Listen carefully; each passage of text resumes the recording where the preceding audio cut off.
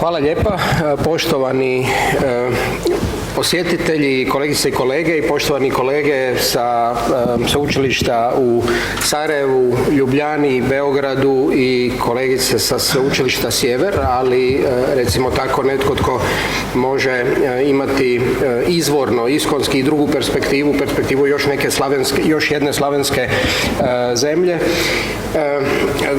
Moji su sugovornici samo malim dijelom bili nervozni jer su svi profesori pa prema tome nisu nervozni kad nemaju pripremljena pitanja, a s druge strane ja ne volim, i to sam naučio još dok sam vodio emisiju u obrazovnom programu na HTV-u, previše unaprijed davati gotova pitanja jer to mnoge sudionike ograniči i onda se izostane spontanost, pa je to jedan od osnovnih motiva. Međutim, evo možda samo za početak da vas najprije pitam, da li se uopće u vašim zemljama smije i ima potrebe iz konteksta vaših zemalja pisati i propitivati prošlost Jugoslavije, pa da onda se vratimo kako bismo je možda pisali? Možete bilo kojim redom. Pa evo, krenut ćemo odavde iz Bosne. Ja se sjećam, možda bi to moglo na jednom drugom primjeru pokazati kako je to stanje, da li smijemo govoriti o Bosni ili ne. Ja sam studirao u Sarajevu i onda smo mi, dok smo bili studenti, znači 80. godina, bili vrlo oprezni o tome šta ćemo pričati. Zašto? Zato što smo se uvijek, živjeli smo dugo vremena u tom nekom osjećaju da nas, tako nemamo veliku slobodu, da nas prisluškuju, da nas čuju i nas kao studenti.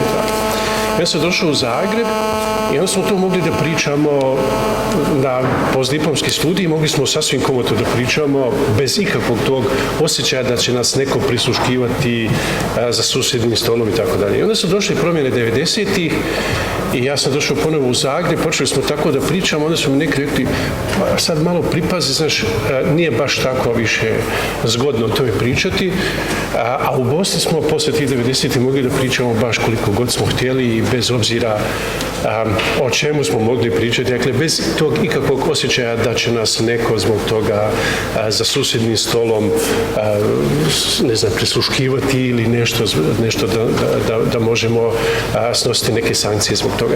To je otprilike danas stanje tako, recimo mi danas u Bosni živimo tako da možemo apsolutno o svemu pričati, pa možemo pričati i o istoriji Jugoslavije sasvim komotno, što naravno ne bih rekao da je povezano sa nekom jugonostalgijom koja negdje se nameće kao nešto što je veoma prisutno, ali se može pričati sasvim komotno i o raznim temama, naravno. Drugo je pitanje sad na koji način mi to možemo pričati, koje teme koje mi iz jugoslavenske istorije izvlačimo i na koji način ih kroz naša akademska istraživanja s jedne strane i kroz nekako medije ubacimo u javni diskurs. I treće pitanje možda koje je tu isto važno, onda kako to zapravo predajemo, možda možemo kasnije razgovarati, kako istoriju Jugoslavije uopće predajemo na našim studijama istorije. Ali dakle, Jugoslavija je kod nas prisutna i sasvim, mislim da ima jako puno tema o kojima se govori. Drugo je pitanje da li smo mi uvijek na razini mi, kao svi, dakle, da li i naši odgovori na istoriju Jugoslavije, da li su uvijek na razini akademskog odgovora ili su ispod te razine. Evo, Dubravka predstavlja najveću historiografiju ovdje, sigurno po broju istraživača. Uopšte najveća u svakom smislu. Pa, evo, kod nas na Filozofskom fakultetu u Beogradu mislim da je zadržana jedina katedra za istoriju Jugoslavije. Mislim da je u Crnoj Gori. Možda ima u Crnoj Gori, ali dakle, mi smo uspeli tu katedru zadržati i to je, mislim, vrlo važno i to je katedra na koju najveći broj studenta odlazi sa svojim svojim master i doktorskim tezama, tako da je i to važan podatak. O Jugoslaviji se govorilo, pisalo i radilo sve vreme i ona je na neki način prosto idealna tema. Ona je idealna tema za nacionaliste zato što je Jugoslavija taj, da kažem, idealni drugi. Pisati, govoriti protiv Jugoslavije je vrlo nekako efikasno, jer na taj način onda govorite i protiv svih susednih naroda, tako da se ne morate posebno baviti ni jednim od njih, nego tim jednim udarcem možete sve te kegle pobacati. Jugoslavija je tu takođe vrlo zgodna, zato što ona može biti kriva za sve. Pa kao što je i 5 vekova po Turcima, imam nekako utisak da je čak i tih 5 vekova malo potisnuto i da je sada to mesto zauzela Jugoslavija i da je to nama nikako to ne ide dobro i da ove kiše padaju i te poplave i nikako do demokratije i ti čudni vladari koji nam se smenjuju.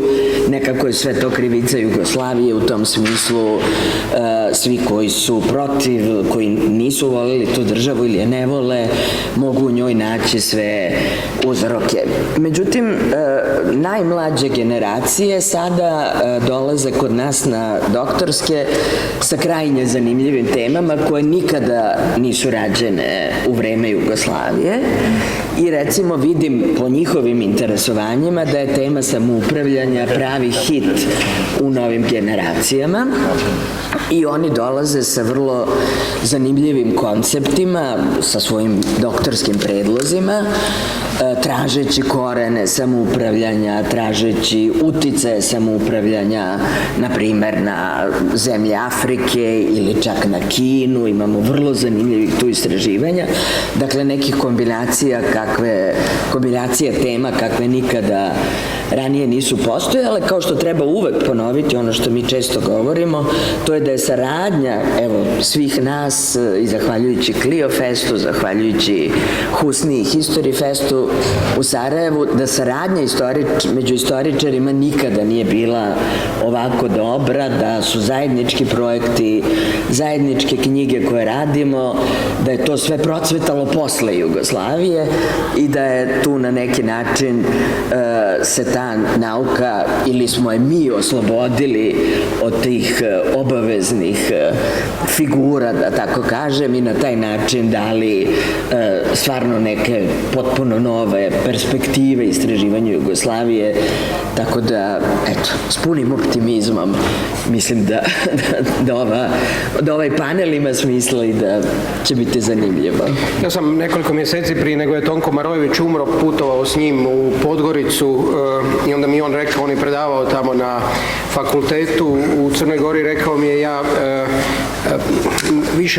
više živim Jugoslaviju sada kad je već nema 30 godina nego dok sam u Jugoslaviji živio, što se može primijeniti za neke od kolega ili oni koji su pokrenuli projekt. Sjećam se kad je Sonja Biserko rekla da na Kosovu nije bila nikad prije nego se raspala Jugoslavija raspala. Tako da su te perspektive zgodne. Međutim, u svjetlu ovog prvog pitanja je možda samo nadogradnja. Iz Dubravkinog odgovora bi se dobio dojam da je to propupalo. Je li to tako iz slovenske perspektive i možda onda iz hrvatske perspektive? Pa, početkom 90. godina mi smo imali istoričari, povjesničari, neki sastanak gdje se reorganizirala znanost i nismo tačno znali, sad imamo agencije i tako dalje, nismo tačno znali kako će da bude, šta će da bude, kako će se podijeliti te stvari između instituta. Nažalost, nema zapisnika ni snimke sa tog sastanka, tako da svaki se toga sjeća kako se sjeća, naravno ovo moje je subjektivno, ali tu ja se sjećam debate, ja sam dao predlog da se ustanovi jedan institut o istoriji koji bi se bavio istorijom Jugoslavije. A odgovor je bio da je to propala država, da mi sad imamo svoju državu i moramo da se bavimo svojom istorijom. Čak je jedan od ljudi tamo, od kolega starijih tamo kazao da ne treba ni da se bavimo slovenačkim manjinama jer to je sad van države. Hoću da nekako pokažem tu mentalitetu koja je tada bila. Toga danas u Sloveniji nema, mislim u Jugoslaviji se može prosto pisati i govoriti i tako dalje, znači nije kao u Hrvatskoj gde se ne piše Jugoslavija nego bivša zemlja ili nekako tako, i kod onih sportskih panela tamo u sportskom parku sam to vidio. Toga u Sloveniji nema, imali smo za 29. novembar jednu sličnu diskusiju kao ovdje, samo ima nekih drugih problema. Mislim, slovenačka historiografija je etnocentrička. Čak i opštom istorijom, malo svjetskom istorijom, evropskom istorijom, malo se ljudi bavi. Znači, to je jedan problem. Taj problem proizlazi iz toga da se takve teme ne financiraju naučno.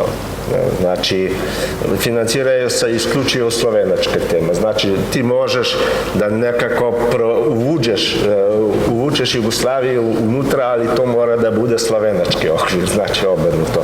Tako da, svi ti projekti koji mi imamo ovdje na Balkanu, sad, ja se slažem sa to tezom da nikada u povijesti Jugoslavije istoričari nisu toliko dobro surađivali kao sada. Znači, svi ti projekti koji su ili neki NGO-je ili drugi, nama pomažu. Ali da bi mi proučavali istoriju Jugoslavije, toga nema. Ali moram još rečenicu, moram da kažem, otkrili smo sad nesvrstanost. Tako da naši političari, pošto Slovenija kandidira za taj nestalnu članicu sigurnosnog vijeća, sada su otkrili da postoji Afrika i da postoji nesvrstanost. Tako da mi sad idemo šire. Moram reći da je Hrvatska to već bila otkrila dok se kandidirala za nestalnu članicu Vijeća sigurnosti i ovoga. Pitanje je naravno što se poslije s tim učini.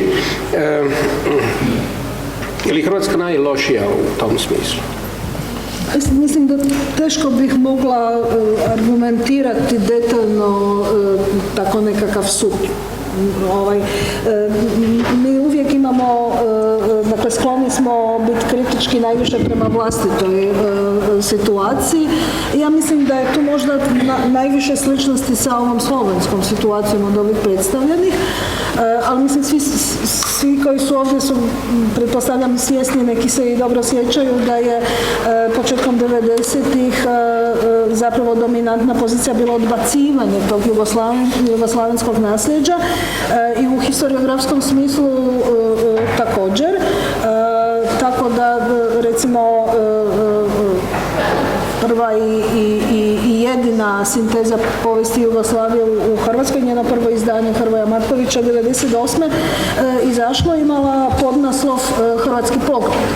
Čini mi se da je drugo izdanje iz početka 2000-ih bez... Ne čuje se? Možda može bliže. Evo. Dakle, ovo drugo izdanje, mislim da ima podnaslov drugo dopunjeno izdanje. Dakle, taj Hrvatski pogled je izostao. Ali, dakle, naravno, prilično su se hrvatski povjesničari koncentrirali na hrvatsku povijest, odbacujući jugoslavenski okvir, ali isto tako u tom prvom desetljeću, pa možda čak u prvih 15 godina bih rekla da je općenito istraživanje socijalističkog razdoblja kao takvog bilo je prilično zapostavljeno. Sjećam se da kad sam ja počinjala raditi, odnosno birala temu svoga doktorata i počinjala istraživanja, dakle, hrvatska historiografija poslije Drugog svjetskog rata, da su vrlo rijetki bili radovi koji su govorili o socijalističkom razdoblju, izuzev eventualno nekih specifičnih tema vezanih uz progone poslije rata i tome slično. Od tog trenutka, dakle, u zadnjih 15 godina ili malo više od toga se puno promijenilo. Dakle, socijalističko razdoblje je definitivno u fokusu istraživanja i to i onaj dio neposredno nakon rata i tu i tamo i nešto iz ovog kasnijeg razdoblja. razdoblja, ali evo, izuzev tvrtka koji se uglavnom bavi vanjskom politikom, pa tu ima taj naravno perspektivu cijele države Jugoslavije kao države koja je bila iznimno aktivna na međunarodnoj sceni. Većina nas ipak istražuje dakle hrvatske teme unutar jugoslavenske države, odnosno unutar razdoblja zajedničke povijesti.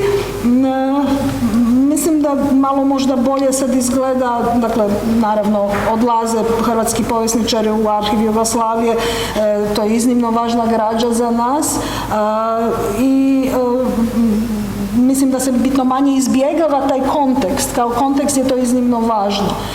Možda neki to rade više, neki manje, ali mislim da stvari idu na bolje ako mogu biti optimist. Ja nisam inače sklona optimizmu.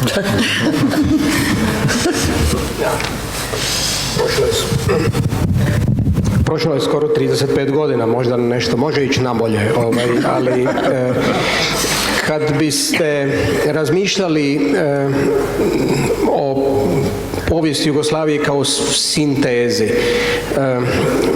nas već ovdje sada nedostaje iz pojedinih dijelova zemlje, ili bivše zemlje, da ne bih bio krivo interpretiran, ali u isto vrijeme u projektima u kojima smo neki ovdje sudjelovali, uvijek se pojavljivao problem da o pojedinim dijelovima, recimo Makedoniji ili o Kosovu, vrlo teško pronalazite sugovornike i vrlo teško pronalazite one koji su u stanju opisati neke od tema koje su u drugim većim ili razvijenim historiografijama bile opisane. Kad biste vi rekli, povijest Jugoslavije, da li bi to bila također ne do kraja ispričana povijest centralnih institucija i centralne države, ili barem da li je pitanje mogu postaviti onda, je li to onda takva povijest koja ima više opravdanja do vremena kada se zemlja počela više federirati, pa recimo da su druga polovica 40-ih, 50-te gotovo nužno da je takav pogled ili da takav pogled ima više obrazloženja, ili biste to napravili na nekakav drugi način. Odnosno, je li moguće da bude jedan autor povijesti Jugoslavije koji će, da je iz jugoslavenskog prostora, ili morate tražiti stranca da napiše obuhvatni pogled, a mi ćemo ostati nužno vezani na više provincijalne, uže, nacionalne teme i na taj način najpropulzivniji dio svjetske historiografije, u najpropulzivnijem dijelu svjetske historiografije se ograničiti na provincijalnost. Mogu ja nešto za početak? Dakle, trebali bismo za početak zapravo konstatirati da je moguće na dva različita načina razumjeti pojam povijesti Jugoslavije ili historije Jugoslavije, jer apsolutno je moguće da jedna osoba napiše povijest države kao takve koja je postojala od kraja Prvog svjetskog rata do trenutka raspada. Međutim, u povijesti, da tako kažem, u povijesti historiografije, time sam se recimo bavila i u istraživanju za moj doktorat, postoje pokušaj pisanja povijesti Jugoslavije, odnosno sveobuhvatne priče o jugoslavenskim narodima, obično, dakle, taj veliki projekt iz početka 50-ih zvao se, odnosno započeo je krajem 40-ih, Historija naroda Jugoslavije, jer da to nije povijest Jugoslavije u smislu povijesti jugoslavenske države, nego zapravo paralelna povijest nacija koje su onda ušle u jugoslavensku državu i takvu povijest mislim da je teže da, dakle, osim nekog stranca posve sa strane, da tako kažem, da se prihvati pisat netko od ljudi iz ovih prostora i pitanje da li ona uopće više treba. Ona je u tom trenutku je bila apsolutno prijeko potrebna jer je ta država trebala svoj povijesni narativ koji bi bio opće prihvaćen i krenuli su dakle od tih najstarijih razdoblja i tada je bilo pokušaja, bilo je u međuratnom razdoblju već, da se napiše povijest Jugoslavije pod tim naslovom, ali obično je tu uvijek bio problem sa, dakle uvijek su se pojavljivale optužbe za nekakav unitarizam i uglavnom nezadovoljstvo, da tako kažem, time što je bila posljedica tih pokušaja.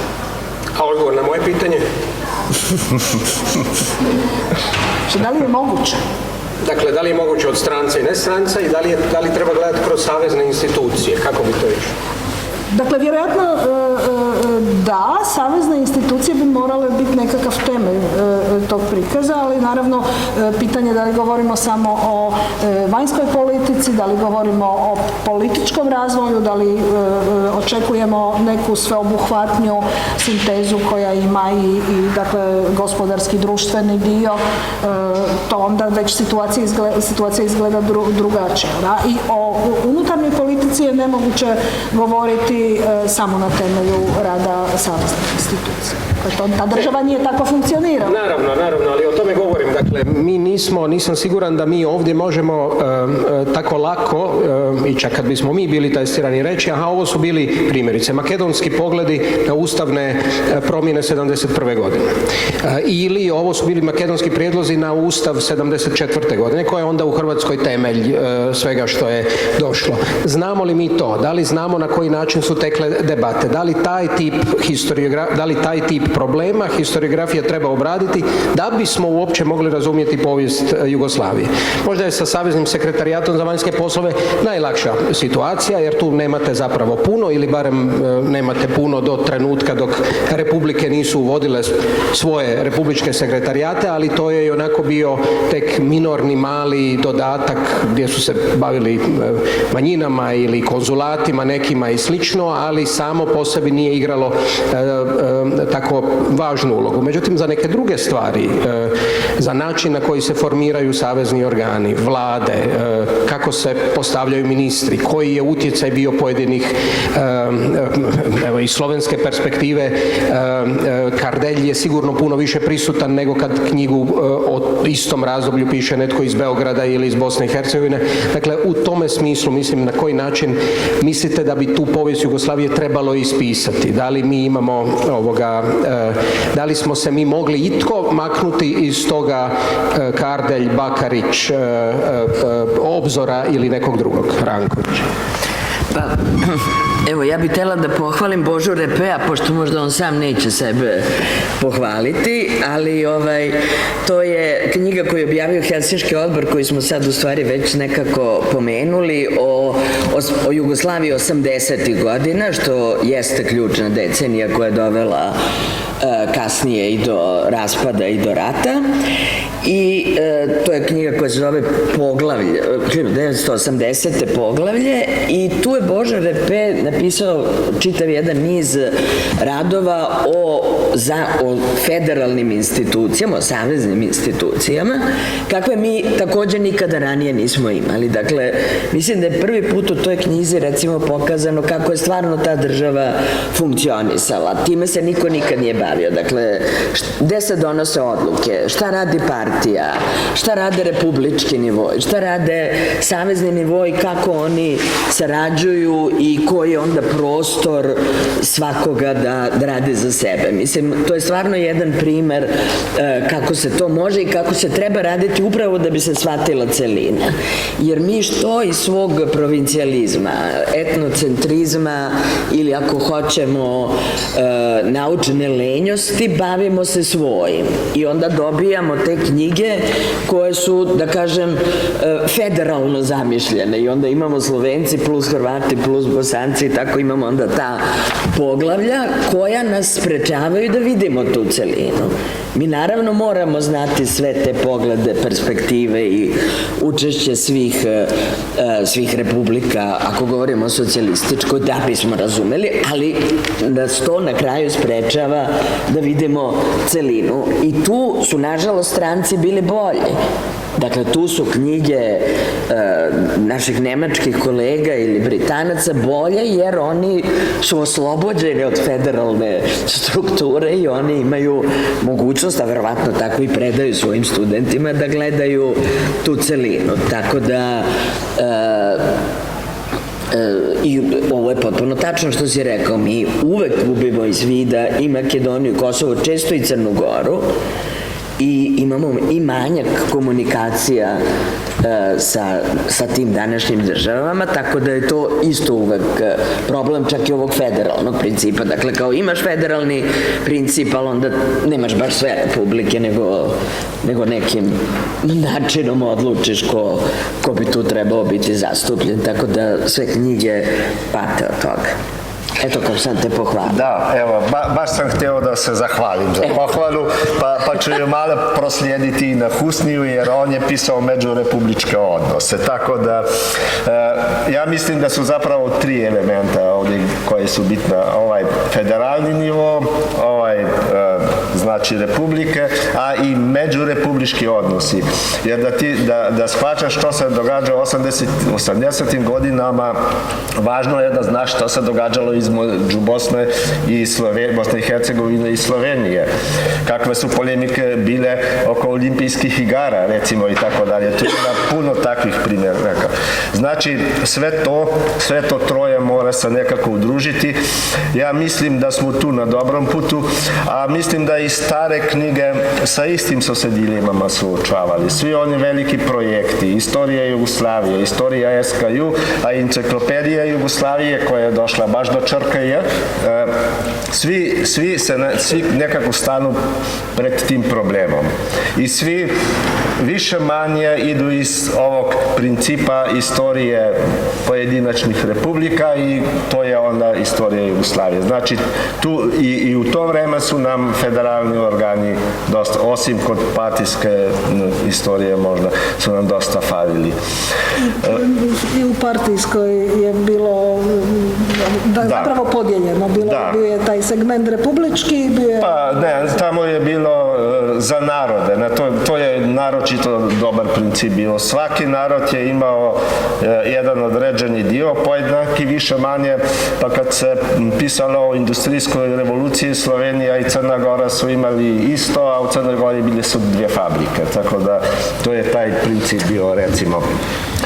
Još ovo što hoću da kažem, problem je, ja mislim da problem je možda kod kulturne istorije.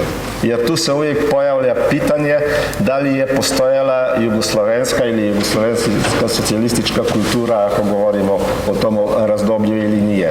Ili je to samo skupak pojedinih republičkih, recimo, nacionalnih kultura. Što se tiče stranaca, pa ja mislim da smo ih sad nekako dostigli i sa tom globalizacijom i sa Europskom zajednicom, tako da tu ne vidim, tu je problem u nas samih, jer mi smo razdrobljeni, a oni u istinu imaju snagu da predavaju istoriju Jugoslavije. Mi isto nemamo više istorije Jugoslavije, mi imamo istoriju jugoistočne Europe. Svi možete pričati šta je jugoistočna Europa ovako ili onako, ali mi zapravo ispod toga krijemo Jugoslaviju, jer ništa više, možda malo Bugarska i još nešto se predaje, ali znači ne. Ako mogu ja isto reći, samo da ispravim, nego da dopunim jednu stvar. Nova enciklopedija Jugoslavije je stigla do slova K, jer je profesor Kampuš, kojega će se neki ovdje sjećati, bio u toj enciklopediji, to nam je govorio na predavanju, tako da je zatvoreno, ali je K došlo. Ali drugačije je išlo na čirilicu. Ja sam htio reći možda gdje smo mi danas u odnosu na ove druge ili na ranije naše pristupe istoriji Jugoslavije. Mislim da smo mi danas otprilike u ovoj fazi kad se bave nekom cjelinom Jugoslavije, onda zapravo pokušavaju tražiti stvari koje su bile dezintegrativne u toj državi, dok u vrijeme, mislim, kad su nastajale ranije istorije Jugoslavije, Petranovićeva i ove ranije, one su zapravo tragale za onim što je bilo integrativno u toj državi. I ja mislim da mi danas, ako govorimo o istoriji Jugoslavije, ja nisam pristaša toga da prvo moramo svesti sve na institucije države, jer nije sve, ali naravno mi smo morali, recimo, ovo što je Božo radio 80. godina, zato što to niko zapravo kod nas nije radio, ne samo kod nas, nego ni u Evropi, zapravo niko nije obraćao pažnju na to kako funkcionira predsjedništvo Jugoslavije, predsjedništvo Centralnog komiteta, Skupština, Ustavni sud ili ne znam šta. I to je bilo jako važno da se napravi na razini države. Ali ja mislim da sve to što se dešavalo nekako i na nižim razinama je također dio istorije Jugoslavije. I sad, ja mislim da brojni procesi koji su specifični za pojedine republike, a bilo ih je, oni su također dio istorije Jugoslavije. Na primjer, mi sad možemo, evo to ću navesti na primjeru muslimana kao naciju u Bosni, ali to je, sad mi bismo mogli reći, to je nešto što je specifičnost Bosne i Hercegovine i sad kakve to veze ima sa istorijom Jugoslavije, osim samo u tom dijelu da je neko na razini Jugoslavije smatrao da muslimani nisu nacija i onda su neki 60. godina unutar Bosne zaključili nakon nekih diskusija i tako dalje da to jeste nacija. Ali zapravo to se može jedino promatrati u jugoslavenskom kontekstu. Dakle, u kontekstu istorije Jugoslavije, ne u nekom nižem ili užem kontekstu. Zašto? Zato što kad se onda otvori ta diskusija, kad se vidi kako reagiraju Makedonci, kakve su reakcije na Kosovo na to, kako u Beogradu na to se reagira, onda se vidi da je to zapravo, da to nije neko regionalno pitanje, nego šire jugoslavensko pitanje. Sad, stranci i mi. Ja mislim da, iako imamo važne istorije Jugoslavije koje pišu stranci, ali čini mi se kad mi pogledamo ono što smo mi napravili, evo recimo u posljednjih 20 godina, da je to puno bolje od ovih istorija Jugoslavije koje pišu stranci. I da je čak i ova, ne znam, Jugoslavija u istorijskoj perspektivi i ovo poglavlje 80. puno bolje od svega onoga što su stranci napravili u istoriji Jugoslavije 80. Tako da ja još uvijek mislim da smo mi bolji istoričari istorije Jugoslavije nego što su stranci, iako nekako svi više vjerujemo kad stranac napiše neku istoriju Jugoslavije da je to puno objektivnije od onoga što mi zapravo napravimo, a mislim da to nije tako. I danas, ja mislim da, gdje smo onda danas evo oko ovog? Ja mislim da upravo zbog ovog problema da se više inzistira na stvarima koji su bile dezintegrativne i onda se nekako stvara narativ da je ta Jugoslavija tako postojala i da je ona nužno išla svom kraju. Dakle, sve se nešto dijelilo, svi su nešto vukli, svi su jedva čekali da izađu iz Jugoslavije i tako dalje. Ali mi možemo reći sad da je to tako zato što znamo da je to tako završilo. Ali da li je baš moralo tako završiti, to sad ne znam, niti bi sad naše bilo da... Ali hoću da kažemo, mi bismo i danas mogli zapravo, osim samo tih priča o procesima koji su bili dezintegrativni, također možda otvarati pitanja koja su bila i integrativna, ali tragati za odgovorom onda zašto ona nisu uspjela. Na primjer, evo, Bože je pomenuo, ne znam, kulturnu istoriju i tako dalje. Mi recimo znamo koliko je postojalo nekih međurepubličkih zajednica kulture, koje su dakle povezivale, ne znam, Sloveniju, ne znam koliko gore sa Slovencima je bilo, ali ovo, Srbija, Hrvatska, Bosna, Crna Gora i tako dalje.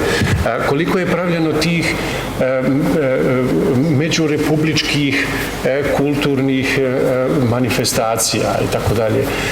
Dakle, danas je to nekako postalo tema o kojoj se ne treba pričati, ili se ne priča.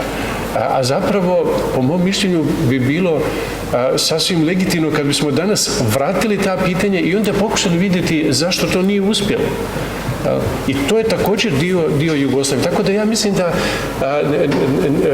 mi smo u krivu ako bismo svodili samo istoriju Jugoslavije na istoriju državnih institucija. Sve to zapravo što se dešava i u pojedinim republikama je dio istorije Jugoslavije. Mi smo, izvini, samo rečenica, mi smo zapravo svoje kulture zatvorili. U tome je problem. I u Sloveniji danas, Slovenija se sa ovih 20 miliona, recimo kako je bila Jugoslavija i gdje su umjetnici, naravno, dolazili, igrali i tako dalje, to se srodilo na 2 miliona.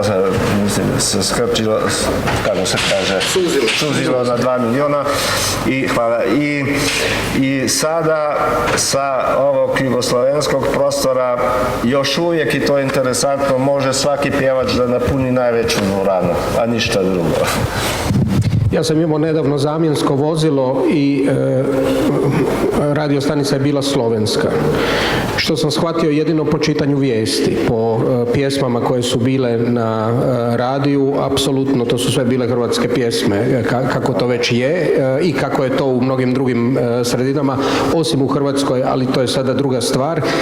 Odmah ću Dubravki dati riječ, nešto što je Husnije rekao da mi ne pobjegne, bio jedan projekt kojega je vodio kolega ili u kojem je sudjelovao kolega sa anglistike koji su istraživali radničke ili dakle novine koje su bile po poduzećima velikim, koji je rekao da je on, dakle anglist i nikakvog historijskog backgrounda, bio iznenađen kad je shvatio da je većina historiografije se trudi pokazati koliko je nesocijalizma u socijalističkoj Jugoslaviji bilo i da je zapravo on, koji su gledali nešto drugo, da je zapravo to bio dominantni diskurs, čega sve ili što je sve bilo drugačije. Evo Dubravka je htjela reći nešto. Ne, htjela sam nešto o ovome što je Husnije odlično govorio, da su se sa nekadašnjeg traženja isključivo integrativnih faktora se prešlo onda na traženje isključivo dezintegrativnih faktora, ali to je nešto što ima duboke veze i sa načinom na koji mi uopšte mislimo o prošlosti, na koji pišemo nekom vrstom filozofije istorije, i to je dobro da studenti na to obrate pažnju, da je vrlo čest govor od medija pa čak i do historiografskih knjiga, gde se istorija predstavlja na izvesni metafizički sudbinski način. Dakle, ona se vrlo često, kad se analizira narativ, o njoj se govori na jedan način koji je sličniji nekoj prirodnoj pojavi nego nekom kompleksnim društvenim odnosima.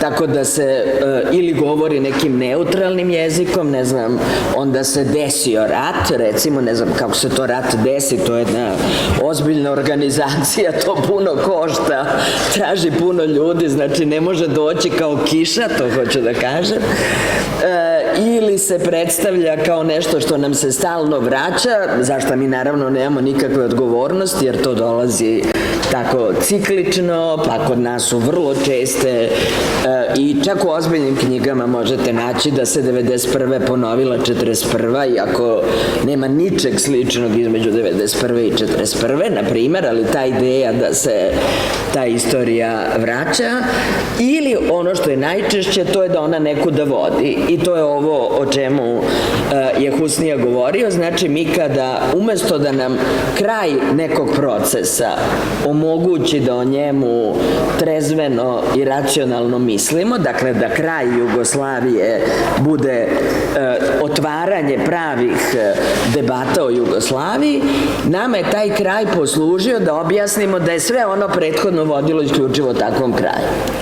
I to je ovo o čemu je govorio Husnije, i setila sam se jednog briljantnog predavanja naše kolege sa Univerziteta Humboldt u Berlinu, Hanesa Grandica, koje je držao našim doktorantima, i cilj tog predavanja je bio, on je išao cik-cak kroz istoriju socijalističke Jugoslavije, pokazujući da je na svaki dezintegrativnu pojavu dolazila jedna integrativna pojava. Dakle, baš je tako takva mu je bila struktura predavanja da bi pokazao da je otprilike jednako bilo faktora koji su vodili u krvavi raspad kao i oni koji su vodili u njenu transformaciju. Upravo dajući tu važnu lekciju o složenosti istorijskih procesa koji sigurno ne vode u jednom jasnom pravcu. I to je, čak eto, i za mene tada sam bila izuzetno zahvalna,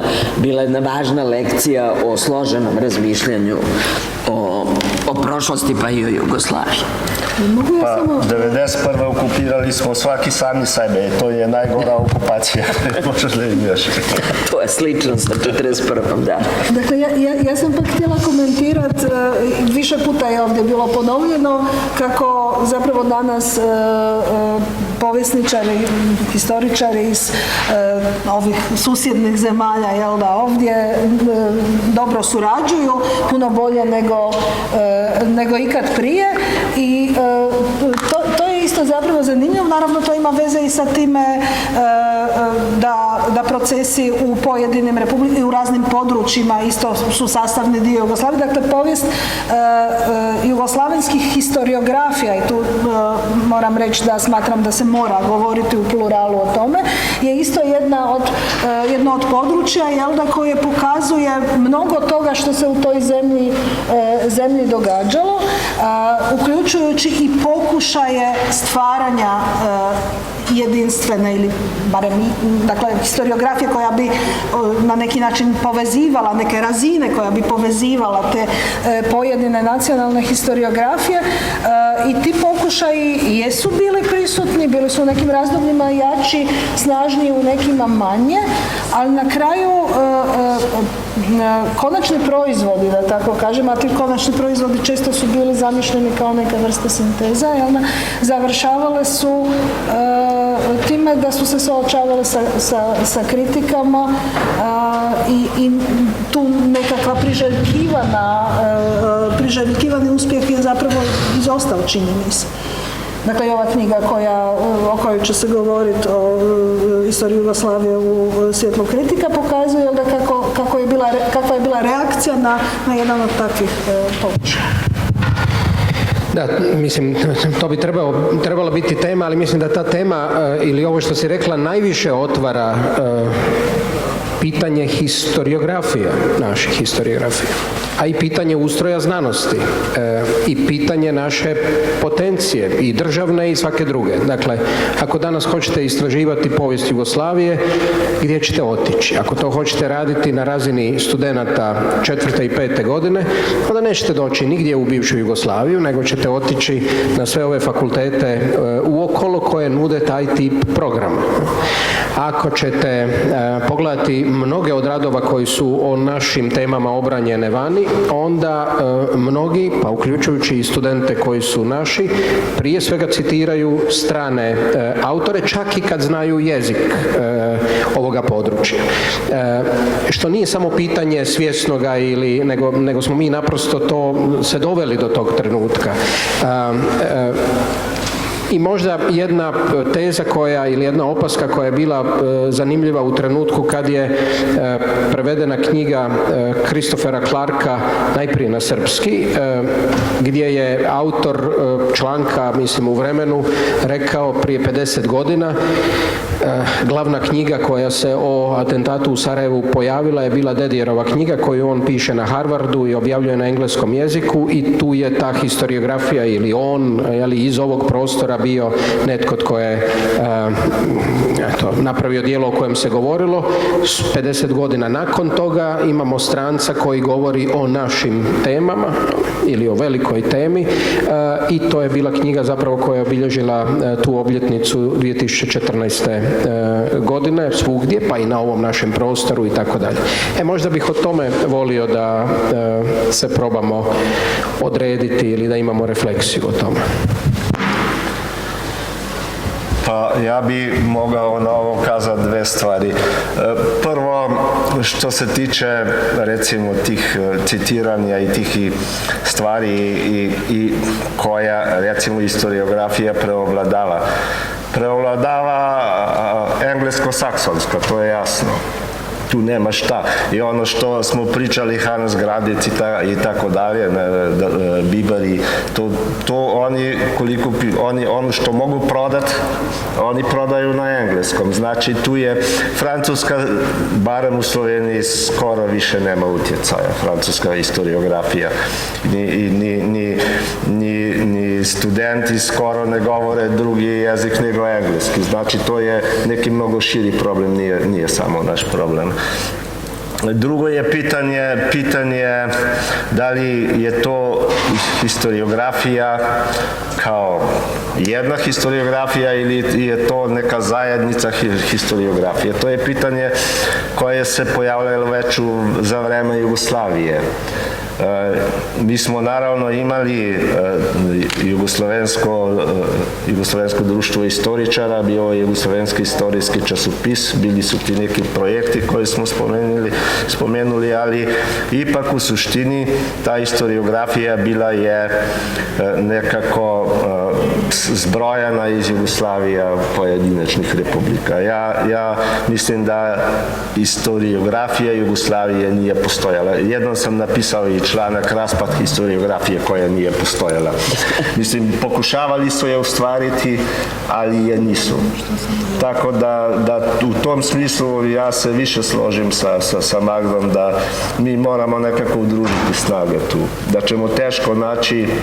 Mislim da ne može jedan napisati sve to o čemu smo pričali, ali ćemo teško naći recimo nekoga koji bi mogao zaista sve obuhvatiti kao što smo mi recimo u tih 15 godina ili ne znam koliko radimo zajedno uradili. I još to, mislim da ne bude sad kao neka sekcija bratstva i jedinstva.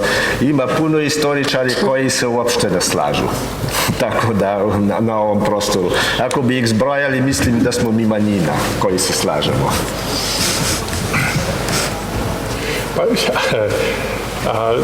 Pa ne znam, ja mislim da ok, mi sarađujemo, ali postoji oni neki drugi s kojima mi ne sarađujemo, ali oni međusobno sarađuju jako dobro u regionu. Ja mislim da je ali to je isto vrlo važno. I s druge strane, i ovo o čemu je Božo govorio, postojala jugoslavijska historiografija, nije postojala, pokušaj i tako dalje, ali kad to gledamo, ako to isto promatramo u kontekstu istorije Jugoslavije, onda bih ja rekao da je i to pokazatelj šta je zapravo bila Jugoslavija. I to je dio jugoslavenske istorije. I mi ne trebamo sad, niti trebamo nešto žaliti zbog toga, niti trebamo, ne znam, to je prosto bilo tako i ja bih rekao da jedino i takav pristup istoriji Jugoslavije nama može dati neku šansu da mi možemo napraviti nešto što će biti bolje nego što pišu stranci, ali ako to budemo objavljivali samo na našem jeziku, to će biti manje citirano nego što pišu stranci. I sad to je problem. Ja mislim da stranci ne pišu bolje istoriju Jugoslavije od nas.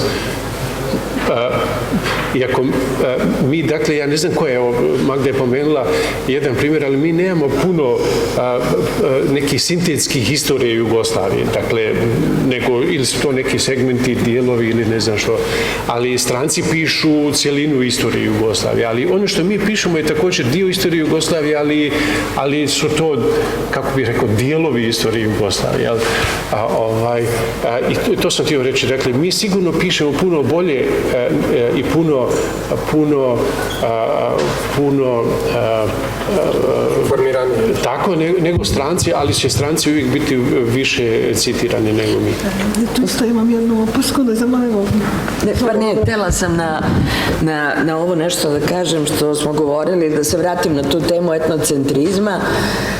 Mi smo zbog nacionalizma i etnocentrizma sebe provincijalizovali i tu nije samo problem što se mi bavimo tim našim malim baricama.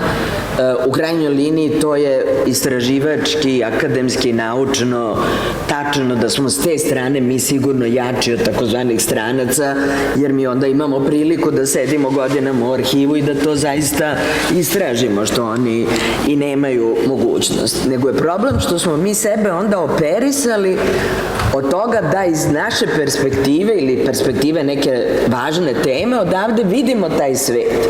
Jer ako pogledamo šta rade recimo naše kolege koje se bave Jugoslavijom, ne znam, Mariža Ninčalić ili Ulf Brumbauer recimo. Oni, ne samo što su oni sada uvek se bavili Jugoslavijom kao celinom, naravno, ne njenim delovima, i ne samo što su nju gledali u evropskom okviru, njihove najnovije knjige govore o globalnom okviru. Znači, oni su izašli u globalnu istoriju koju gledaju iz perspektive Jugoslavije. I to je nešto, ovo što si rekao za Kristofera Clarka i tu knjigu Mesečari, dakle on je sarajevski atentat uklopio u ponašanje velikih sila koje su kao mesečari hrlile, ovo sad govorim zbog studenta, hrlile u Prvi svetski rat i kao što smo sad često svedoci, ta knjiga se upravo u današnjoj globalnoj krizi često citira kao da li se sada velike sile ponašaju kao mesečari, ali krenuo je od sarajevskog atentata, krenuo je od odgovornosti Srbije, posmatrajući je kroz odgovornosti svih drugih, uključujući i Britaniju, recimo što je za tu knjigu važno. Mi smo sebe stavili u te male barice iz kojih onda ne vidimo, čak i kad su velike svetske teme kao što je sarajevski atentat, mi onda i ne vidimo više taj svet ili nismo više, kako da kažem, ni sposobni da razmišljamo evropski ili globalno kad razmišljamo o lokalnim temama. I ti si rekao, naši doktoranti će se iz linije manjeg otpora ili zbog finansiranja, što je rekao Božo, baviti svojom malom baricom, ali kad odu na strani univerzitet, oni će obavezno raditi Jugoslaviju kao celinu, jer je naša mala barica potpuno nezanimljiva za bilo koga na velikom univerzitetu i onda će tu Jugoslaviju staviti i u širi kontekst. Dakle, tih nekoliko koraka su oni koje mi propuštamo, a ne propuštamo ih slučajno, propuštamo ih, mislim, zbog tog dugog trajanja nacionalističkih ideologija koje su nam suzile perspektive i vidike. Tako je, Magda će sada reći, ali je li onda riječ o tome da je stvar, ovo je velikim dijelom individualna znanost, velikim dijelom, dakle, to mogu biti projekti, ali ogromnim dijelom, pogotovo u usporedbi sa mnogim drugim sličnim znanostima, ovo je znanost zapravo koja jako ovisi o pojedincu, pa ako baš hoćete, ovo može biti i jeftinija znanost od mnogih, ovo jest jeftinija znanost od mnogih drugih znanosti. Dakle, vama sada sa suvremenom opremom dolazak u arhiv može biti skraćen na nekoliko dana, ako imate sreće da vam daju arhivsku građu i možete razmjerno brzo doći do određenih podataka, što je nekad bilo puno skuplje. To je jedna stvar i ova druga stvar je, s obzirom na globalnu krizu humanistike i na prestanak interesa za ovaj dio svijeta, to sada može biti olakotna okolnost da se ovdje proba raditi onako kao što se recimo nije, da se mi nametnemo sa glavnim temama, jer mnogi drugi kolege vani više neće imati ni dovoljno studenata, ni dovoljno financiranja za taj tip tema koje su na ratovima 90. godina često vodili. Ja sam prvo htjela komentirati zapravo da ne bih ja ovako postavljala stvari kao Husnija da postoje stranci i naši i da tu postoji nekakva ogromna razlika po tome. Dakle, istraživači su kakvi već jesu i u svijetu i ovdje mogu biti bolji ili loši. Mislim da stranci zbog tog nekog odmaka, geografskog, da tako kažem, imaju možda širu sliku, ali zapravo to kako će napisati, govorimo zapravo o dvije stvari, i o nekim detaljnim istraživanjima i o eventualno nekim sintezama, pregledu povijesti Jugoslavije kao države.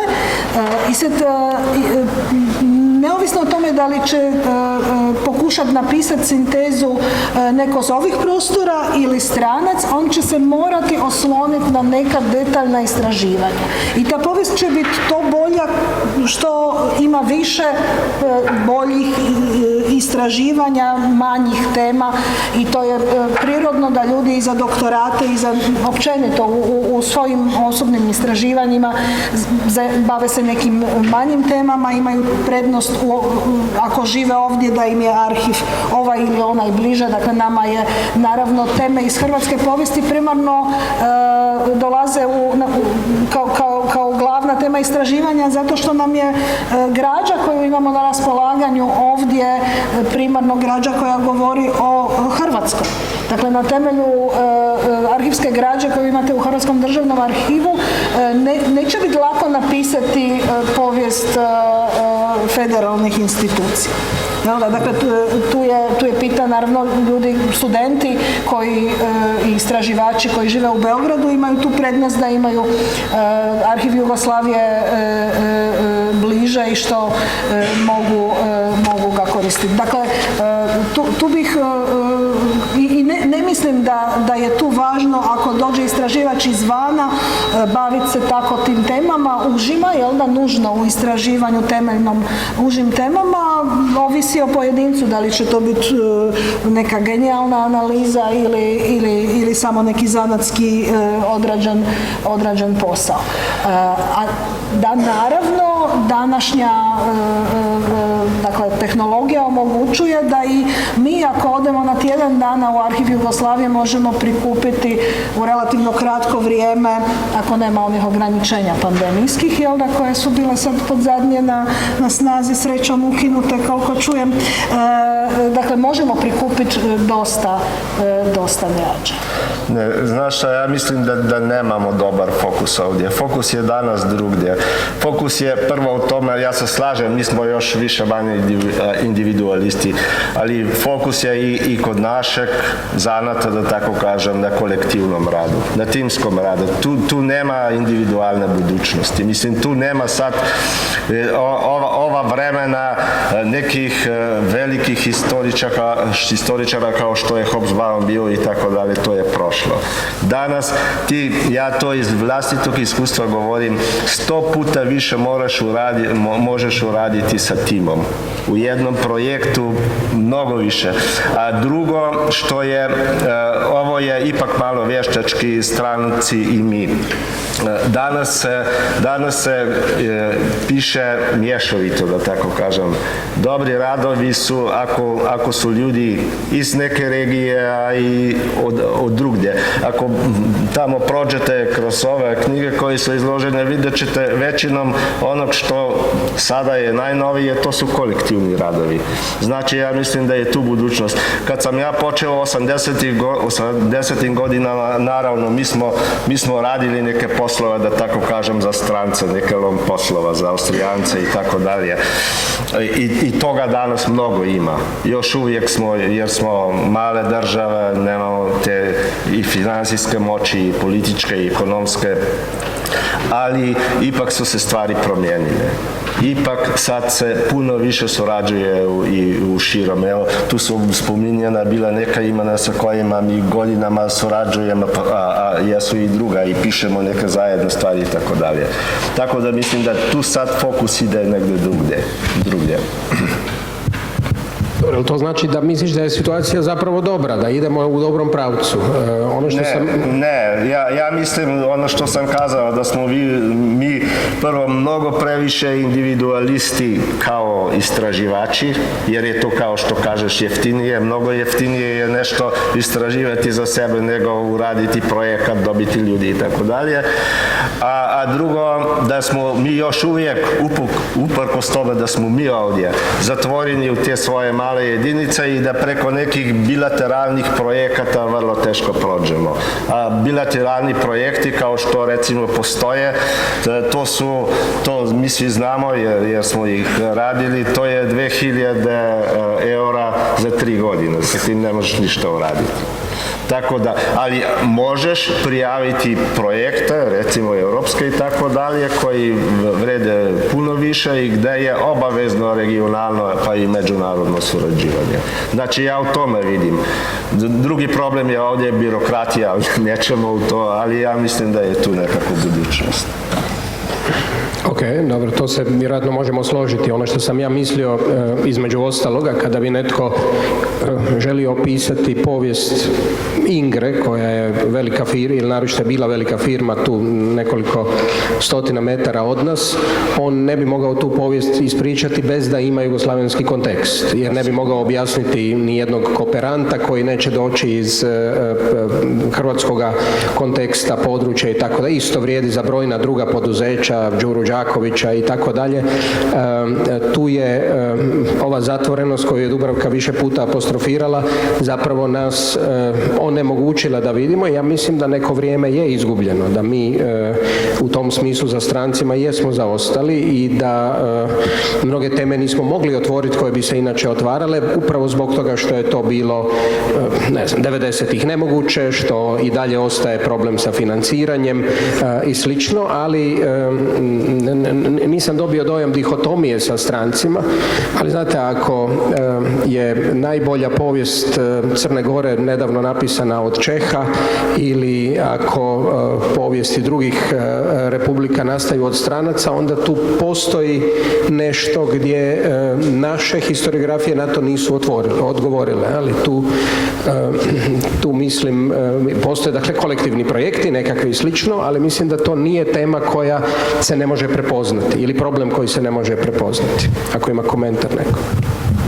Ne, pa mislim da se tu slažemo, to je tačno, ne, mislim, to su izgubljene godine, mislim, to 20 godina, 30 godina, ne, jedna generacija, dve generacije, to je otišlo sigurno.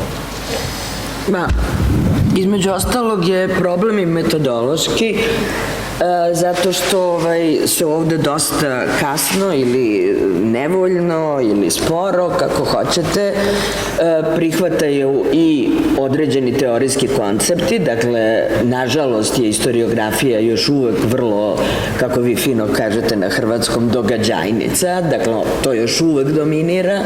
Tu nema dovoljno teorijskih pristupa i nema dovoljno interdisciplinarnosti. Dakle, šta su sve uzroci koji do toga dovode, to je sigurno i nedovoljno znanje još uvek stranih jezika i korišćenje literature koja nije samo na engleskom. Dakle, mi stvarno imamo sve manje studenata koji znaju drugi strani jezik.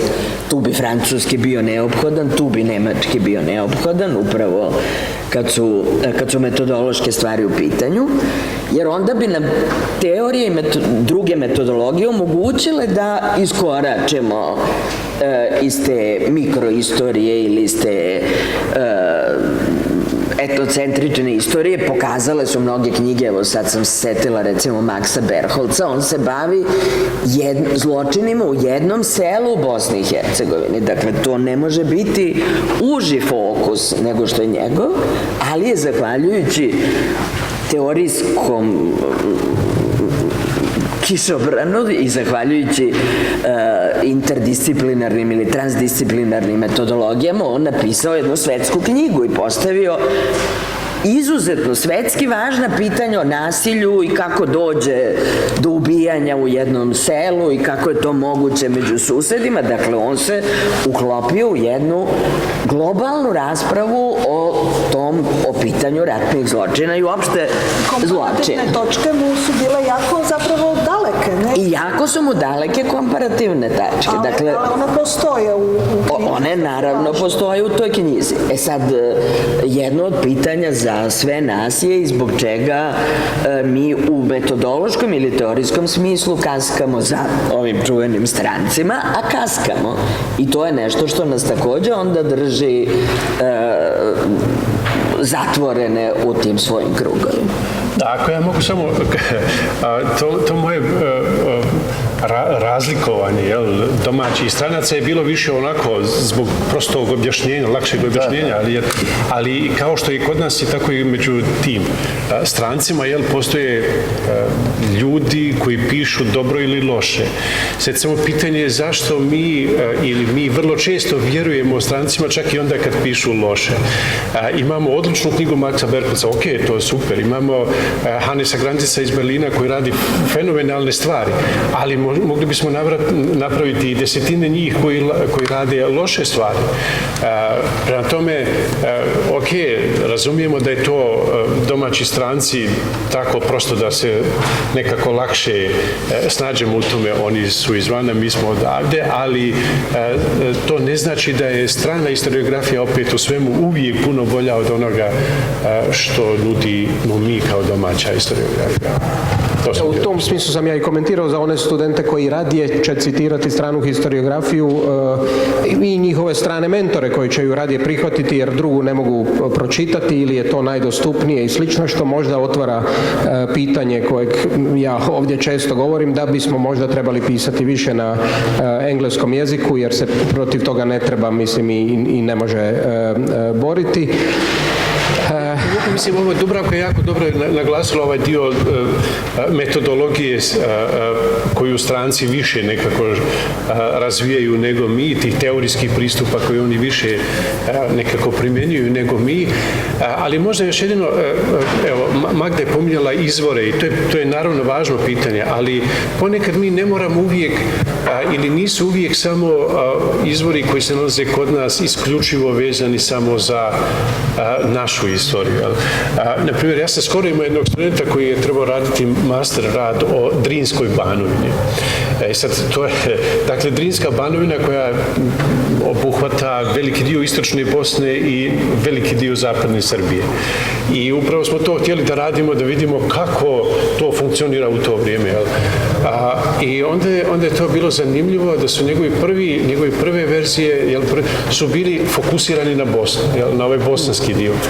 A akcent bi trebao biti zapravo upravo na tom nekom širem primjeru. Dakle, imamo izvore u Sarajevu koji govore o stanju u Šapcu, u Loznici ili ne znam šta, dakle ne samo u Sarajevu, tako da i puno izvora u Sloveniji gore u arhivu će naći koji su i ne znam i u Beogradu pohranjeni u arhivima, tako da to ne mora biti samo po sebi nužno neko ograničenje.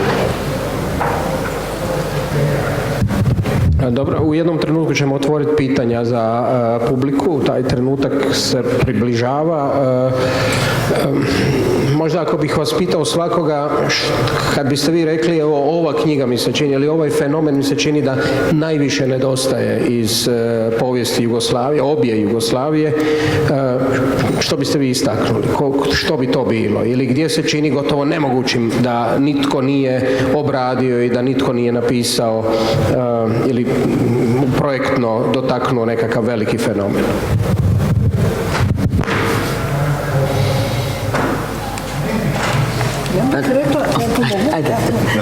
Dakle, da stvari se i, dakle, ja sam imala, često sam znala ponavljati tu svoju konstataciju, ona se donekle počelo, dakle, stvari su se donekle počele mijenjati vezano uz to u zadnje vrijeme, ali ja sam još iz vremena kad sam istraživala historiografiju vezano dakle, u svoj doktorat, često znala reći povijest partije treba napisati iznova.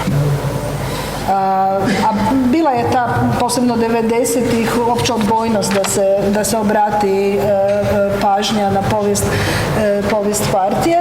Ja mislim da je to jedna od ključnih stvari koja se mora dobro uraditi i iznova napraviti, dakle uz vrlo onako kritički pristup po ranijim istraživanjima koji su naravno proizvod partijske historiografije u doba postojanja socijalističke Jugoslavije.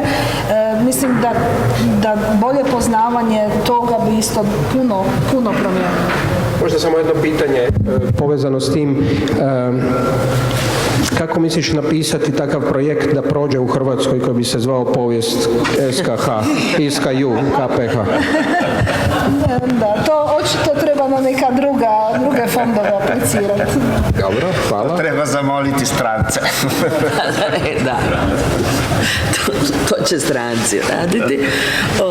Pa ne znam, sigurno ću više puta ovdje na Clio Festu ponoviti moju omiljenu definiciju istorije od strane Luciana Febvra da je to nauka o sadašnjosti i da su nama potrebna ta znanja o prošlosti da bismo razumeli svoju sadašnjost. I zbog toga mislim da treba da krenemo između ostalog i od sadašnjosti država iz kojih dolazimo, da vidimo, da opipamo gde su njihovi centralni problemi i da se onda vratimo na istoriju Jugoslavije i da vidimo da li je to uporedivo, da li su to neki duži procesi, neke duže konstante.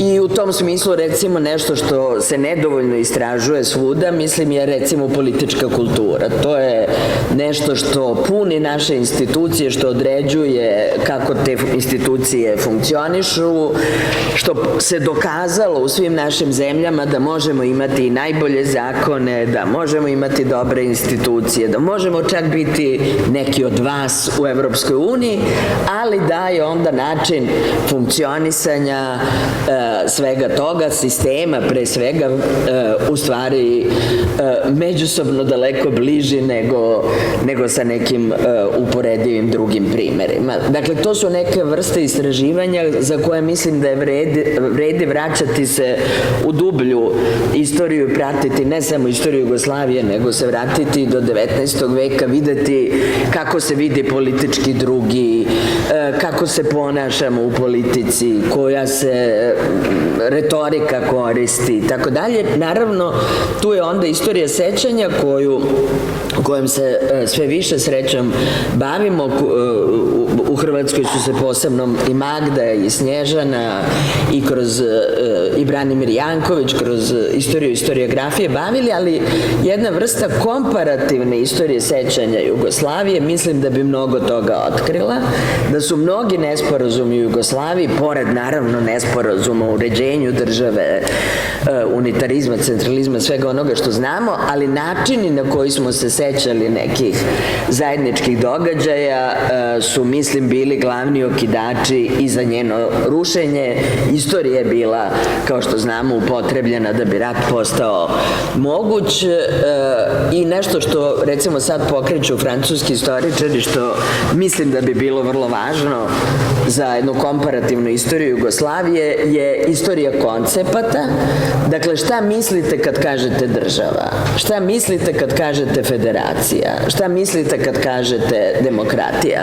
Mislim da bi ta neka uporedna istraživanja za jugoslovenska društva, narode, zovimo to kako hoćemo, pokazali takođe izvore neslaganja već u pukom različitom razumevanju pojmova i koncepata i da bi nam to pomoglo onda i danas da objasnimo neke inače teško objašnjive defekte koje naše države imaju posle 30 godina samostalnosti, kako niste uspeli napraviti bolju ekonomiju, bolje institucije, demokratskije društvo, više slobode. Dakle, to su pitanja koja mi moramo sebi postaviti danas i mislim da nam tu istraživanje Jugoslavije može pomoći.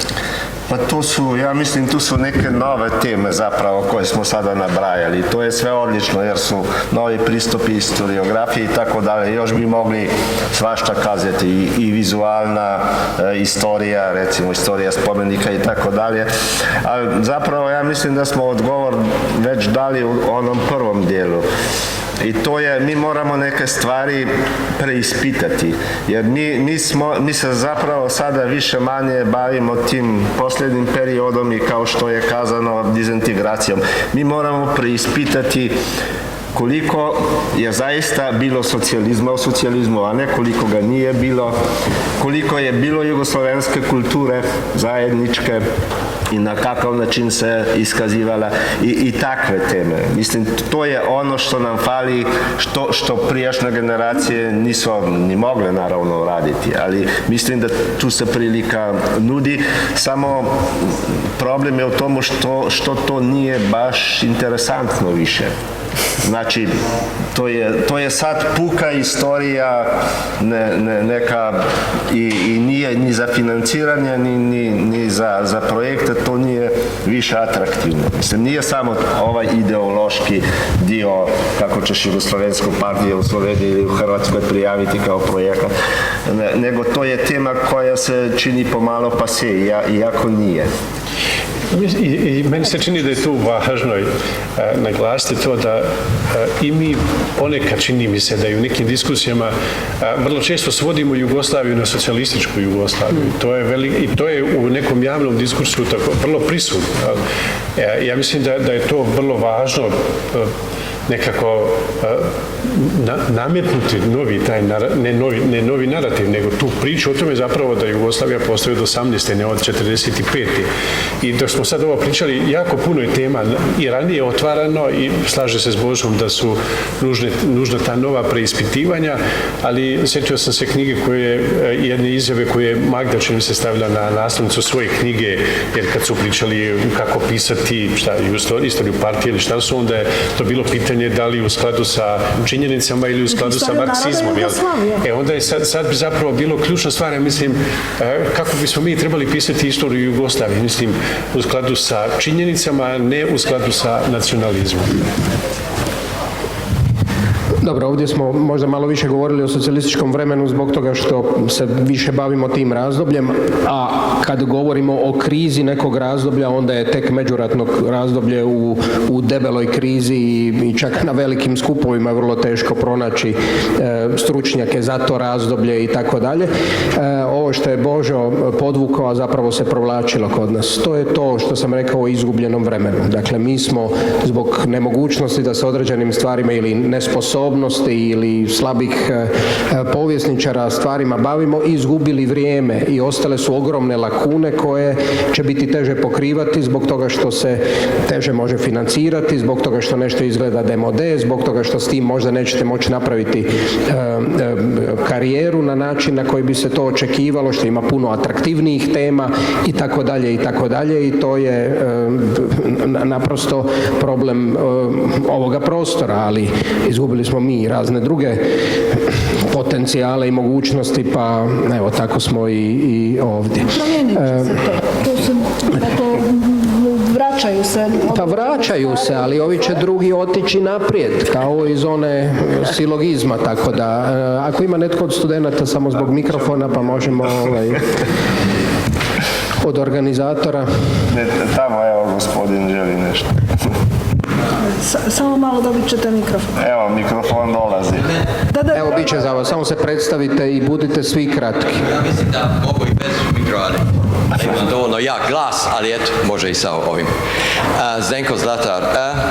Slušajte, dvije stvari bi ja komentirao tu. Prvo svega, ovo što se tiče mjesečari i tako dalje, to uopće nije točno. Jer ja sam jako puno istraživao i u Petrogradu i u Moskvi, i tu je meni bilo odmah jasno da ja ne želim tu svaliti krivicu na nikoga, ali je ključna odluka bila odluka Carske Rusije.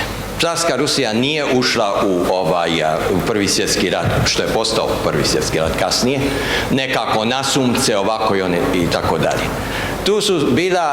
Tu su se lomila koplja, jeli u ministarstvu, u vijeću ministara i tako dalje, kojim je predsjedavao sam car. Prema tome, tu su se donosile odluke i tu su neki ministri, neću sad ići u sve detalje i tako dalje, tu je naročito važan tajni dnevnik barona Taube, koji je sve to zapisivao svako mišljenje svakog carskog ministra i tako dalje. Oni su svjesno podržali Srbiju, ne zato što su smatrali da je Srbija učinila pravilni korak, nego zato što su smatrali da ako bi oni jednostavno ne podržali Srbiju, oni bi izgubili, i to je doslovce ponovio Sazonov, izgubili svaki ugled u slavenskom svijetu i po treći put bi oni morali, tako piše u dokumentima, pokleknuti pred Njemačkom.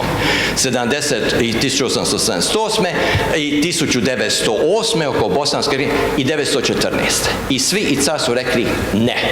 Ali kad su pitali ministre, vojnog ministra i tako dalje, velikoga kneza, veliki knjaz Nikolaja i tako dalje, on je rekao mi nismo spremni.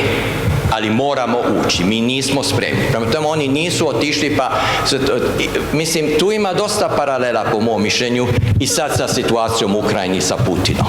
To nije tako nasumcu učinjeno i tako dalje. Međutim, Postavite sad pitanje. A sad bih htio postaviti pitanje, a to je da, po mome mišljenju, povijest i prve i druge Jugoslavije se ne može pisati bez jednog šireg okvira, to jest što je bio pojam Jugoslavije. A pojam Jugoslavije, po mom mišljenju, kako sam se time jako bavio sveslavenstvom, odnosno panslavizmom i tako dalje, je bio jedan ogranak panslavističke ideje. I ne u onome smislu negativno i tako dalje, već u smislu da ako vi analizirate, stavimo ideja Strossmayera, drugih i tako dalje, vi vidite da svi oni smatraju da su južni Slaveni ne samo jedna zajednica, nego da su dio veće slavenske zajednice. Prema tome, tu ne možete o tome pisati nego kao u nekoj sveslavenskoj komponenti i tako dalje. A dovoljan vam je dokaz, ja mislim da je jugoslavenska himna bila Hej Slaveni, ne hej južni Slaveni, nego hej Slaveni. Imala je taj širi okvir koji jasno se nije mogao manifestirati, jer mnogim ljudima, većini ljudi nije bio uopće dostupan i poznat, niti su oni za to marili i tako dalje se to. Evo tu imamo stručnjakinju za himnu, ovoga možda može komentirati. Nisam ja stručnjakinja za himnu. To je uzeto od Poljaka, ja to sve znam i tako dalje. Možda Magda Agičić zna nešto o poljskoj himni.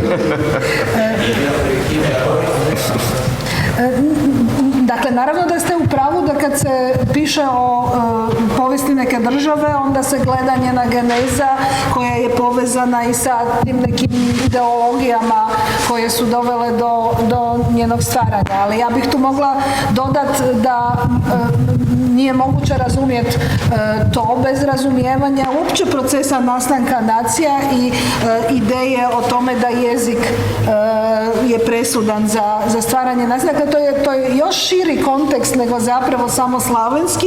To su ideologije 19. stoljeća koje su navele Slavene, ili barem neke Slavene, do zaključka da ih jezik više međusobno povezuje nego što neke druge stvari dijele.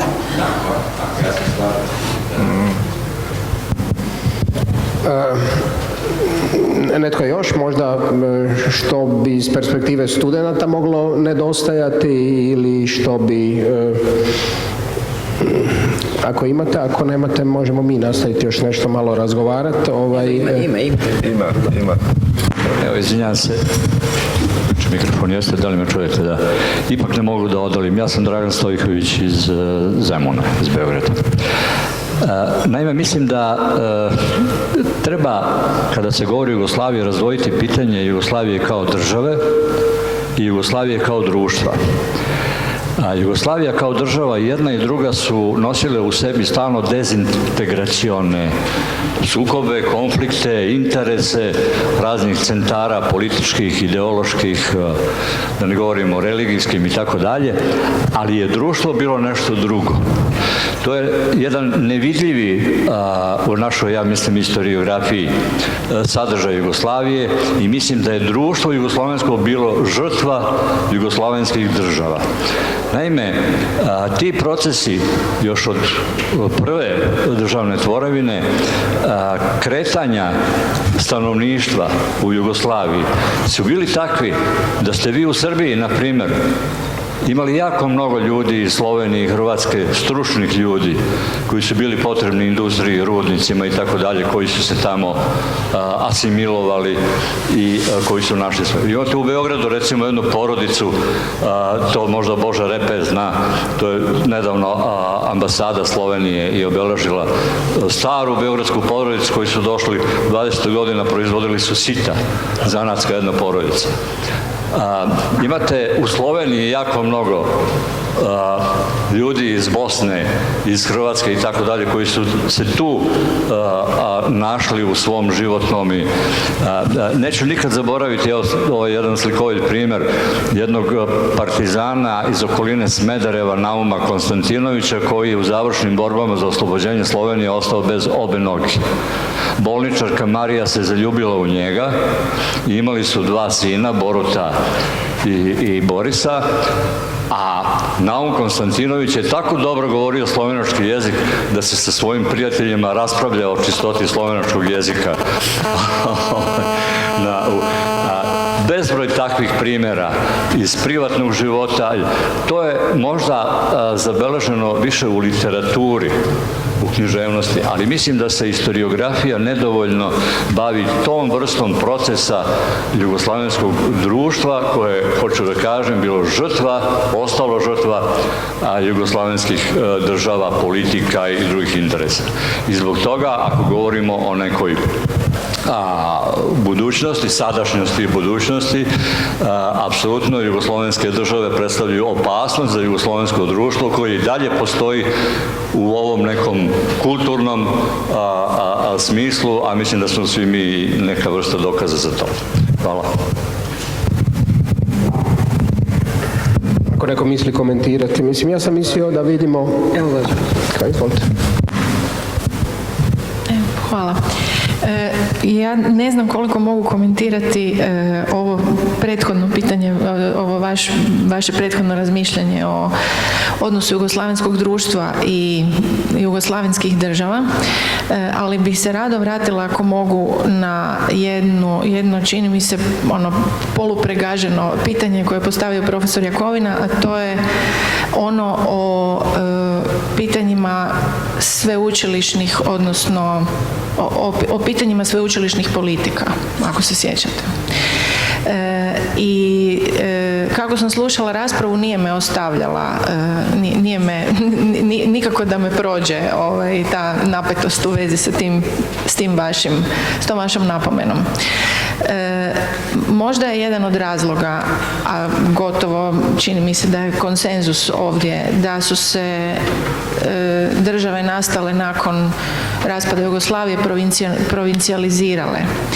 I to smo ovdje, mnogo se to komentiralo i stvarno vjerujem da postoji konsenzus u duhu o tome. Meni se čini da je jedan od glavnih razloga zašto se tako teško možemo osloniti na vlastite snage, nego se oslanjamo na te strance s velikim S, upravo u pitanjima provincijalizacije ponajviše sveučilišta. I mislim da potpuno recentna povijest Zagrebačkog sveučilišta može svjedočiti u prilog toj zbivanja koja gledamo u posljednjem mandatu našeg posljednjeg rektora, malo priješnjeg, zapravo svjedoče o tome. I da se radi o onome što je profesor Repe nazvao skvrčivanje, krčenje. Ja sam isto napola Slovenka, pa razmišljam na taj način. Zato sam se i javila, jer imam stalan osjećaj već 32 godine provincijalizacije.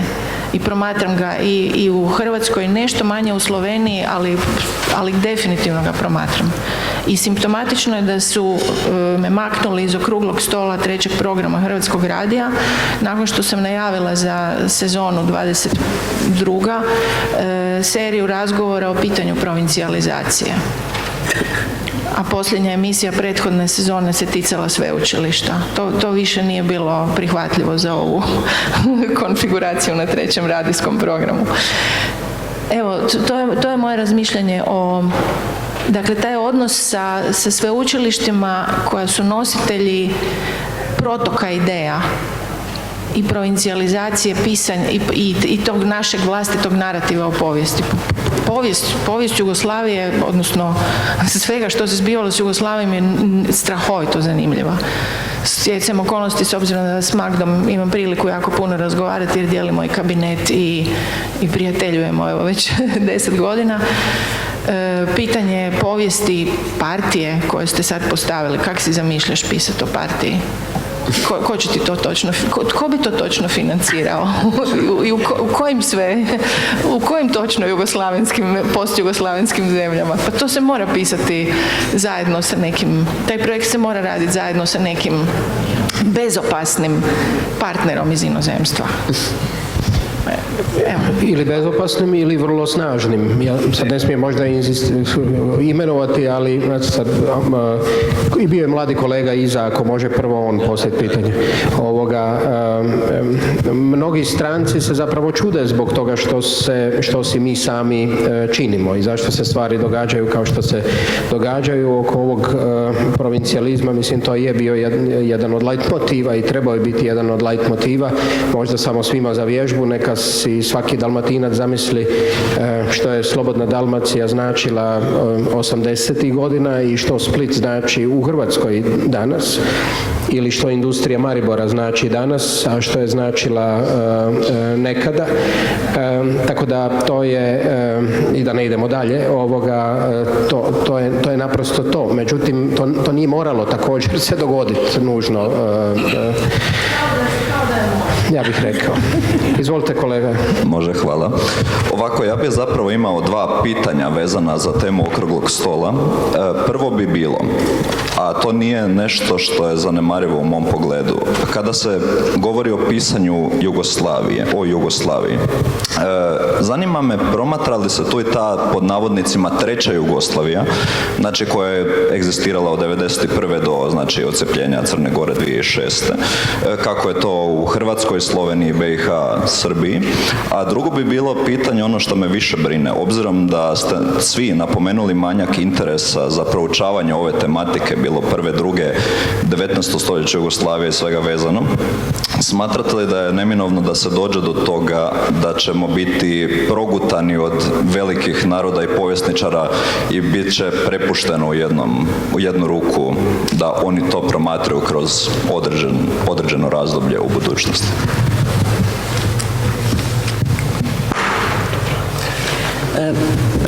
Evo, samo kratko o trećoj Jugoslaviji.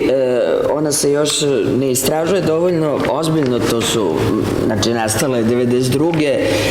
U tom smislu se arhivi su možda otvoreni lani, ali je zanimljivo, recimo, šta se dešava na fakultetu. Dešava se jedan sukob između različitih katedri kome sada to pripada i kome će onda pripadati istorija posle tog raspada, posle odlaska Crne Gore, i to je jedna debata i sukob između katedre za istoriju Jugoslavije. Dakle, da li je to Jugoslavija? Mi tvrdimo da nije. I katedre za istoriju srpskog naroda, koje onda to smatra svojim. Sad ću samo završiti time da u svemu tome profitiramo mi kao katedra za opštu istoriju, jer smo mi na to rekli u redu, vi se tamo o tome dogovorite, ali onda su istorije Hrvatske, Slovenije, Bosne i svi drugih naši, onda to od 1991. spada u opštu istoriju i naša katedra tako uporno raste i bori se protiv ovog provincijalizma. Na ovo pitanje da li će nas progutati stranci, koje smo sad već kao ozbiljne neprijatelje markirali ovde, pa nas i već gutaju, šalim se. Ali mislim da odgovor daju nove generacije. Tu smo mi takođe zakasnili, ne samo mi kao pojedinci, nego i naša sveučilišta i naše države, koje nisu imali fondove za prevođenje naših knjiga na strane jezike, što neke ozbiljne države imaju. I onda, ne znam, ako se bavite istorijom gradova u Evropi, što sam ja radila, uvek ćete imati primere Sofije, na primer, zato što je Bugarska država uvek i u socijalizmu sistematski prevodila knjige na strane jezike i uvek ćete to imati. Nove generacije, koliko mogu da pratim u institutima, vrlo su svesne te situacije, pišu knjige odmah na engleskom i traže strane izdavače. Dakle, oni potpuno preskaču dosadašnje prakse i mislim da je to način da ta konkurencija onda nekako postavi i te naše nauke u ozbiljnije, šire okvire. sve skupa u redu, dok god se ne susretnete sa znanstvenom birokracijom koja nekoga neće izabrati u više zvanje jer nema dovoljno radova na hrvatskom jeziku, primjerice, pa onda, tako da postoje različiti problemi, možda se oni izvan struke niti ne prepoznaju. Još Božo. Da, sad tu otvorene su bile u ova 3 posljednja pitanja ili komentare, bile su otvorene vrlo interesantne teme koje se na neki način mogu i povezati. Prvo pitanje jugoslovenske države i jugoslovenskog društva. Mislim, slažem se sa tim da mi društvo nismo dovoljno proučavali i da to je odlična tema, ali mislim ovako da tu nije ni tolike suprotnosti, jer jugoslovenska država stvorila je jugoslovensko društvo ili jugoslovenska društva. Problem je bio u tom, jer je to bio njezin interes. Ali problem je postao kad je otpao taj interes. Znači, kad nije bilo više potrebe po jugoslovenskom društvu nego po nacionalnim društvima. I to danas doživljamo u oblici ovog provincijalizma. Mislim da je taj problem i mi još uvijek imamo nekakav duh jugoslovenstva, da tako kažem, spominjao sam tu pop kulturu i tako dalje, i film i na nekim drugim područjima, ali to nije u interesu država, osim ako ih neko natera da se trebaju ovdje ljudi pomiriti i tako dalje. Drugo, što se tiče proučavanja Jugoslavije, što ste vi pitali, ja mislim da smo mi jednu priliku propustili koja još postoji, samo za nju treba mnogo volje. Da bi mi u 90-im, to je naravno sasvim utopično, ali da bi mi tada stvorili ono što sam spomenuo, neki jugoslovenski institut, neki jugoslovenski program, ili da bi ovoj moderniziranoj verziji sadašnje države, sadašnji univerziteti bili sposobni stvoriti neki studij jugoslovenskog prostora ili jugoslovenskih studija, bilo kako to nazovete, to bi bilo puno lakše. Ja bi tu uradio usporedbu sa Austro-Ugarskom. Austrija tačno zna i znala je šta za nju znači Austro-Ugarska. Tako da to uopšte nije problem istraživati teme što se tiče Austro-Ugarske i tog vremena. A uvijek ima problem istraživati istoriju Jugoslavije. To ti je super. Sve ćemo poslije u sekcijama kad završimo ovoga, još samo završni komentari Husnija i Magda. Pa ne znam, evo ja ću isto, dakle ja mislim da poslije 92. Jugoslavija kao država više ne postoji, da to što je postojalo od 92. do izlaska Crne Gore, to više doista nije Jugoslavija i ne znam, u Bosni barem, ne znam kako, možda u Srbiji još uvijek. Dakle, ali to više... problem sa nadležnošću. Da, razumijem, ali kažem, mislim da to uopće nije, više ne postavlja se kao predmet istraživanja. Dakle, sve što se dešavalo poslije 92. godine se više ne tretira kao jugoslavensko pitanje, nego kao neka druga.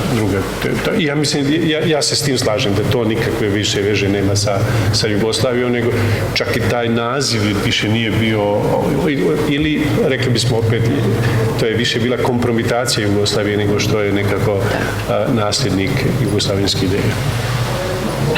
Ja bih samo možda na pitanje kolege komentirala da ne znam kako ste stekli dojam da smo rekli da će nas progutati. Nismo to rekli. Dakle, mislim da upravo dakle, sve ovisi o tome koliko ćemo ozbiljno se tim stvarima naprosto nastaviti baviti.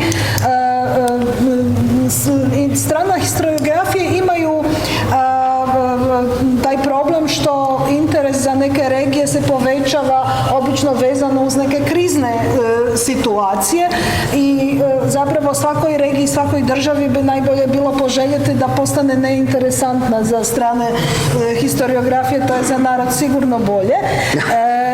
Ali opet s druge strane opstat će taj neki interes posebno kad shvatimo da ovo što se ovdje događalo važno je za neke druge historiografije zbog nekog komparativne perspektive. Dakle, taj interes će postojati, ali zapravo ozbiljnost i kvaliteta istraživanja ovisi o tome koliko, naravno ovisi i o novcu, dobro, ali ovisi o tome kako tome pristupi. Ja bih volio, budemo posebno, na kraju smo ovoga, ja bih volio iskreno da je stranaca više. Tek kad bismo mi imali natječaje za posao gdje će dolaziti stranci slobodno, a mi imamo 100% vlastitog kadra zaposlenog, to bi možda moglo postajati pod navodnicima opasnost. A te opasnosti ovdje više nema ili nema još uvijek. Prema tome, mi u tom smislu smo sigurni, samo je pitanje je li to uvijek najbolje. Hvala vam.